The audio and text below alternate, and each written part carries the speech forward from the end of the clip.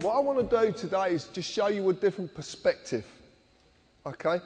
We've been doing a lot of research for the last 2 years. We've been looking at something that's called the freeman a position, if you like. And we've been looking at a number of different ways, and a lot of people have brought a lot of information over the last 2 years to this. It's basically a website, would you believe? That's what it is. Well, they brought me basically information that I've deciphered and decided to not accept the normal view of things. I've decided to question, and question in depth. And this is what you're about to see.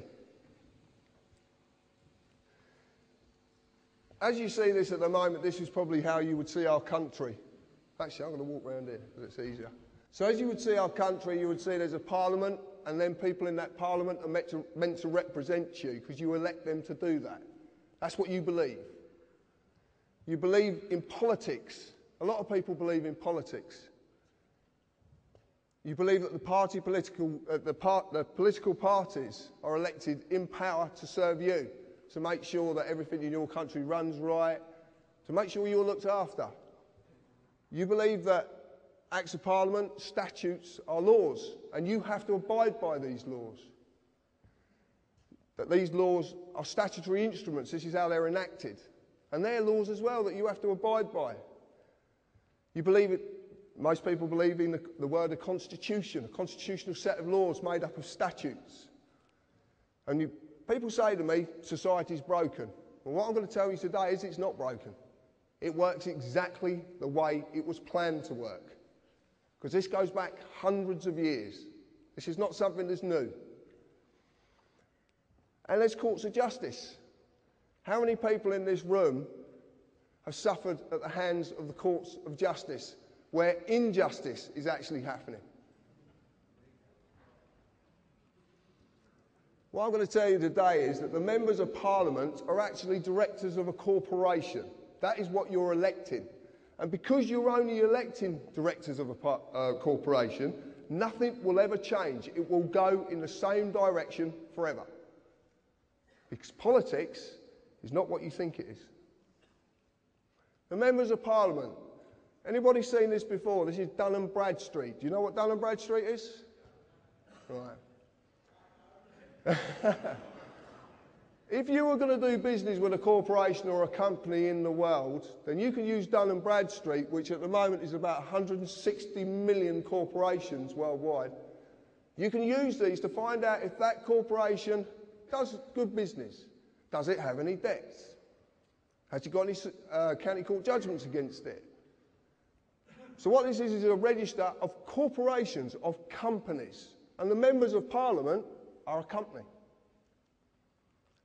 Gordon Brown is a company. David Cameron is a company. And this one I like.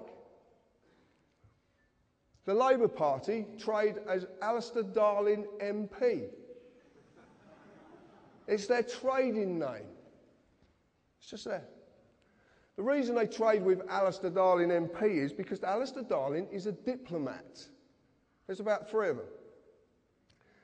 If they trade in his name, that trading name has diplomatic status. That means they can bend things and do things that you don't know about. It's a whole different way of doing things. This is what politics is about. This is what you believe to be the people representing you are doing, but they're not. This is what they're doing.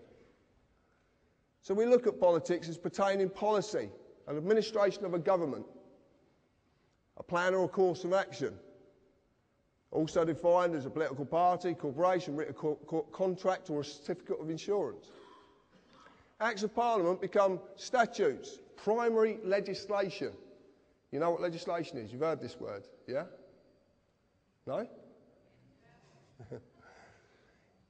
Internal enacted, enforced by statutory instruments which are secondary legislation. Council tax is a statutory instrument enacted on the 1st of April 1993 under the primary legislation, the Local Government Finance Act of 1992. But when we look at a statutory instrument, we find it's a created, written, legal contract. It's not law. Where does it say it's law? Can you see it? Society. So I'm going to look at society and the contracts. Society, the socially dominant members of a community. Does this country have a socially dominant element who want to stay socially dominant?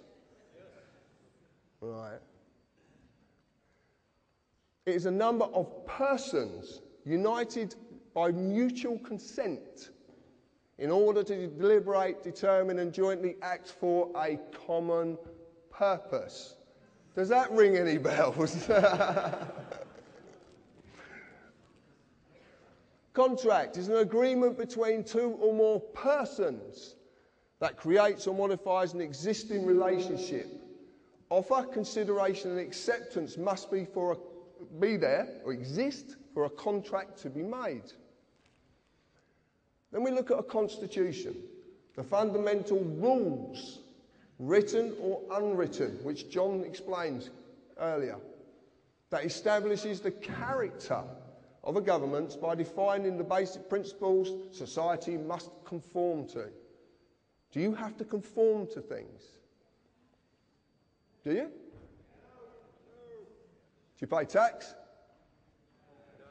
You don't? Join the club. You were not given a choice if you wanted to join this society. It was made for you at the time when you could not express a choice. So when we look at the word statute, and I like this one, a legislative rule of society given the force of law by the consent of the governed. And I ask you, please, if you could explain to me where in that definition taken from Black's Law Dictionary that says that statute is law. The force of law, but it's not law. Right. I will get to that. Not quite yet, but I will get to it.